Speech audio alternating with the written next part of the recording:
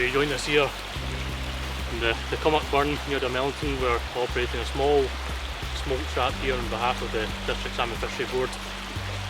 In 2018 and 2019 the burn was stocked with alvins from the Doon District Salmon Fishery Board's hatchery out near Craigengillan.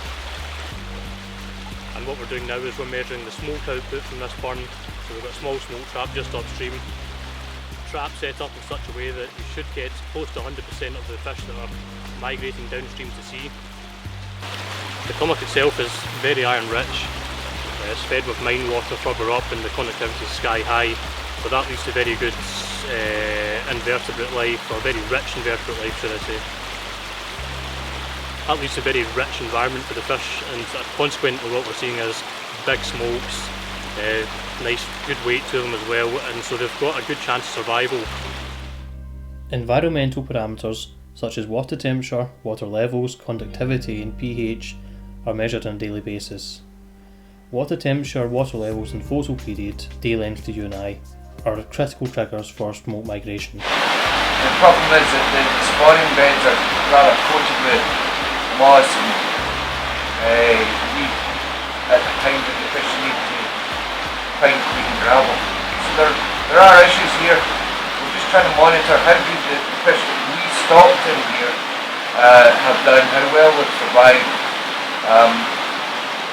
and see what we can maybe work out from this work to see what the future priority is to try and improve this. The one thing we have been noticing during this exercise and during lead fish surveys in previous years is there's a large percentage of the fish have deformities. They've got an underslung jaw that protrudes. We're talking to people who have got more experience of hatcheries and these type of abnormalities and hatchery of fish to try and better understand what's causing these problems.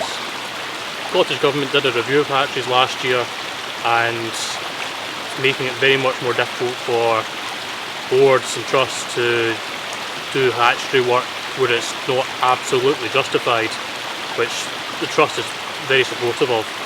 The issue with hatchery reared salmon is that they are not adapted to life in the wild. Every step in the life cycle is critical to the evolutionary process, and if natural, produces robust fish.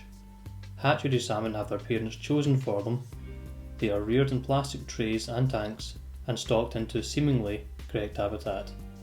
These maladapted fish can survive and return to breed, but numerous studies show that the resulting offspring will be weaker genetically and produce less viable offspring, which is compounded in generations to come.